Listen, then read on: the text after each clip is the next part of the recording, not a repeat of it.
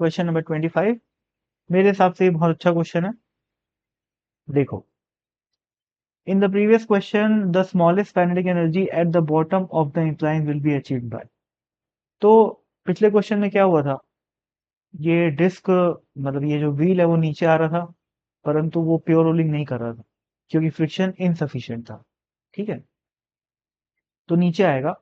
नीचे आके जब वो यहाँ पर पहुंच जाएगा तो उसके पास दो काइनेटिक एनर्जी रहेगी। कौन कौन सी? एक तो रोटेशन की वजह से और दूसरा ट्रांसलेशन की वजह से। ट्रांसलेशनल वेलोसिटीज की मान लेते हैं फाइनली v है और रोटेशनल वेलोसिटीज की ओमेगा है। तो दोनों की वजह से जो एनर्जी रहेगी दोनों का कॉम्बिनेशन आएगा काइनेटिक एनर्जी। परंतु अपन लोगों ने देखा था लास्ट क्वेश्चन में कि ये सारे के सारे सेम एक्सेलरेशन सेम टाइम पे सेम वेलोसिटी के साथ फाइनली इन लोग पहुंच रहे हैं नीचे। तो ये वाला फैक्टर सबके लिए सेम है v, यानी कि ये वाला फैक्टर भी सबके लिए सेम। अब क्वेश्चन में क्या पूछा है, the minimum kinetic energy will be achieve by. तो सोचो भाई, काइनेटिक एनर्जी सबसे छोटी कब होगी? जब रोटेशनल काइनेटिक एनर्जी सबसे छोटी होगी। ठीक है, डायरेक्ट रिलेशन एस्टेब्लिश हो गया। अब आगे बढ़ते हैं। रोटेशनल काइनेटिक एनर्जी को यदि सबसे छोटा होना है तो क्या चाहिए? सोचो, यहाँ पर एक फ्रिक्शन है जो कि नेगेटिव वर्क कर रहा है। यहाँ पर दो लोग वर्क कर रहे हैं, एक तो एम जी साइन थीटा और दूसरा friction. M g sine theta work सबके लिए बराबर है, फ्रिक्शन का वर्क सबके लिए अलग अलग है।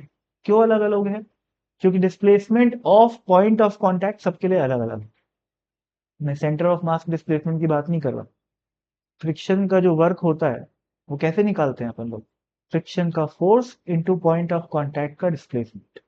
ठीक है, तो क्या बोल रहा था मैं?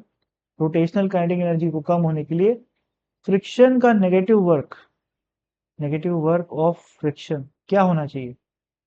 ज्यादा होना चाहिए। ठीक है, अब नेगेटिव वर्क ज्यादा कब होएगा? जब डिस्प्लेसमेंट ज्यादा होगा, क्योंकि फ्रिक्शन किसका डिस्प्लेसमेंट? पॉइंट ऑफ कांटेक्ट का।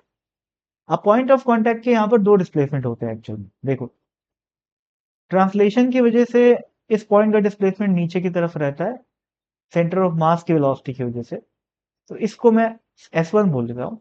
और रोटेशनल वेलोसिटी जो कि ऐसे है, उसकी वजह से जो आर ओमेगा वाली वेलोसिटी आती है, उसकी वजह से जो डिस्प्लेसमेंट आता है वो ऊपर है, S2। तो नेट डिस्प्लेसमेंट क्या हो गया नीचे की तरफ? S1 minus S2। ठीक है, अब मैं क्या बोल रहा हूँ, नेट डिस्प्लेसमेंट S को क्या करना है अपने को? मैक्सिमाइज करना है। S को मैक्सिमाइज करना है तो ये मैक्सिमाइज कैसे होएगा भाई? S1 तो कॉमन है सबके लिए, S2 माइनस S2 है, तो S2 जिसके लिए बड़ा, नहीं, S2 जिसके लिए सबसे छोटा, उसके लिए S सबसे बड़ा। तो S बड़ा का मतलब क्या हो गया? S2 छोटा। अब S2 छोटा का मतलब क्या है भाई? डिस्प्लेसमेंट ड्यू टू रोटेशन छोटा होना चाहिए। डिस्प्लेसमेंट ड्यू टू रोटेशन छोटा कब होएगा भाई? जब ओमेगा छोटा होएगा। ओमेगा छोटा होने के लिए क्या चाहिए? काइनेटिक ये जो मोमेंट ऑफ इनर्शिया है वो ज्यादा होना चाहिए, क्योंकि टॉर्क ऑफ फ्रिक्शन सबके लिए सेम है भाई। क्यों? क्योंकि फ्रिक्शन की वैल्यू सबके लिए सेम थी।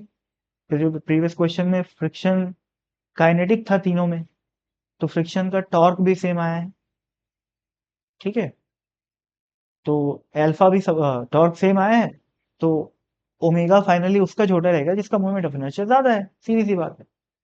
ठीक है, तो बस भाई अब सीधा रिलेशन अपने को क्या मिल गया, इधर देखो। ये काइनेटिक एनर्जी को यदि सबसे छोटा रहना है तो मोमेंट ऑफ इनर्शिया को सबसे ज्यादा रहना पड़ेगा। यही अपना आंसर। पूरी चेन बन रही है लॉजिक की, समझना ही पड़ेगा मेरे हिसाब से। देखो भाई, इससे छोटा तरीका मेरे हिसाब से नहीं है इस लॉजिकल चेन को बनाने का, मेरे हिसाब से नहीं है, हो सकता है हो।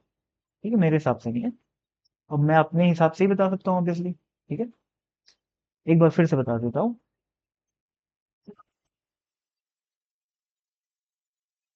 काइनेटिक एनर्जी सबसे छोटी होने के लिए रोटेशनल काइनेटिक एनर्जी सबसे छोटी होनी चाहिए, क्योंकि ट्रांसलेशन सबके लिए बराबर। रोटेशनल एनर्जी छोटी होने के लिए वर्क डन बाय फ्रिक्शन बड़ा होना चाहिए। वर्क डन बाय फ्रिक्शन को बड़ा होने के लिए पॉइंट ऑफ कांटेक्ट का डिस्प्लेसमेंट बड़ा होना चाहिए। परंतु पॉइंट ऑफ कांटेक्ट का डिस्प्लेसमेंट है S1 माइनस S2, जहां पर S1 सबके लिए कॉमन है। और अगर मेरे को इस पूरे ओवरऑल S1 को बड़ा करना है तो S2 को क्या करना पड़ेगा, छोटा। तो S2 को अपन को करना है छोटा। S2 को छोटा करना है तो क्या चाहिए, S2 क्या है, डिस्प्लेसमेंट ड्यू टू रोटेशन। तो S2 को छोटा करने के लिए रोटेशन को कम करना पड़ेगा, रोटेशनल वेलोसिटी को। रोटेशनल वेलोसिटी को कम करना मतलब angular sorry moment of inertia को बढ़ाना। ठीक। तो इसका मतलब काइनेटिक एनर्जी कम करना मतलब मोमेंट ऑफ इनर्शिया बढ़ाना। अब मोमेंट ऑफ इनर्शिया सबसे ज्यादा किसका होता है, हॉलो स्फीयर। तो इसका आंसर बी।